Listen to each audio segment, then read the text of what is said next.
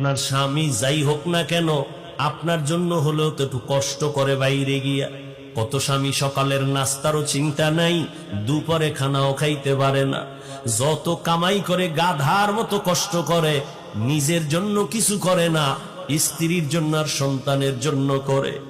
নিজে খাইলো না না খাইলো চিন্তা নাই, স্ত্রী খাইলো কিনা সন্তান খাইলো কিনা পেরেশান। ঈদের বাজারে স্ত্রীর জন্য জামা কাপড় কিনে, সন্তানের জন্য কিনে, কিন্তু নিজের জন্য টেনশন নেই। যত স্বামী কাজ করে কষ্ট করে সব হলো পরিবারের জন্য। আল্লাহর নবী সান্ত্বনা দিয়া কয়, ও স্বামী, তুমি যে কষ্ট কইরা তোমার স্ত্রী সন্তানের পেছনে তো টাকা ব্যয় করো, মনডারে এত ঘাবড়াইও না, শান্তির জীবন নাও, খুশির সংবাদ নাও।